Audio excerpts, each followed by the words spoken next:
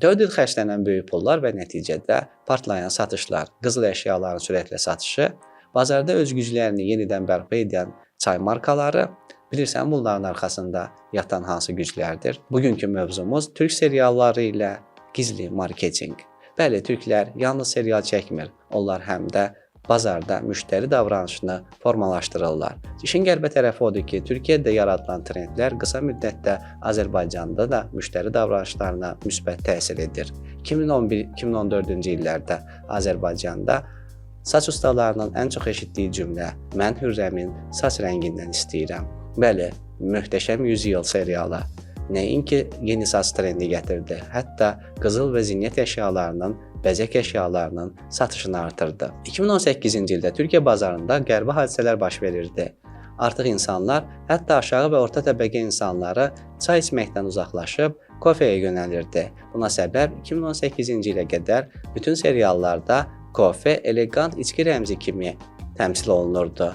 Çay isə kasıbçılıq rəmzi kimi qələmə verilirdi və varlı təbəqəyə fanatlıq edən insanlar yavaş-yavaş çay içməkdən imtina edib kofe içməyə başlayırdılar və nəticədə 2018-ci ildə Türkiyə bazarında çay məhsullarının satışı kəskin sürətdə azaldı.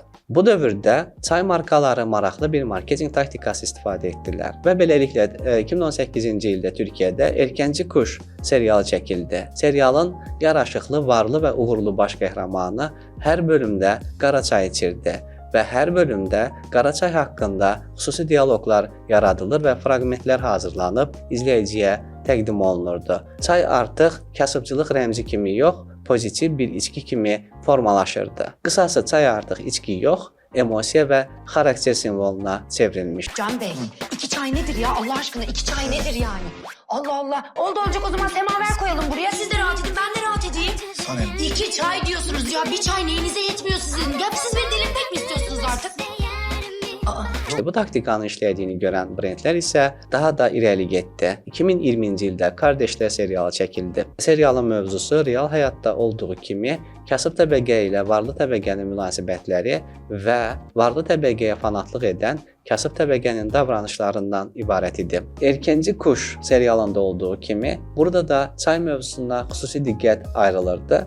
Çay üçün xüsusi dialoqlar və fraqmentlər hazırlanırdı. Serialın varlı təbəqələrinin obrazları kofedən imtina edir, onlar da artıq çay içməyə başlayırdılar. Bu proses düz 2 il müddətində davam etdirildi və qısası serialda varlı obrazların vərdişi dəyişdirildi və bu da öz növbəsində serialı izləyən izləyicilərin müştəri davranışını dəyişdi. Artıq izləyicilər üçün çay kasıbçılığı təmsil edən bir məhsul deyil. Günaydın millet. Günaydın. Günaydın canım.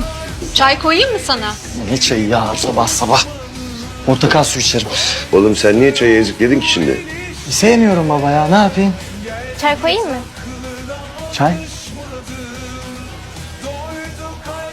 Olur, çok severim. Türkiyədə çəkilən seriallar adi seriallar deyildi. Bunlar bazarda müştəri davranışını formalaşdırmaq üçün yaradılmış xüsusi və gizli bir marketinq sistemi idi.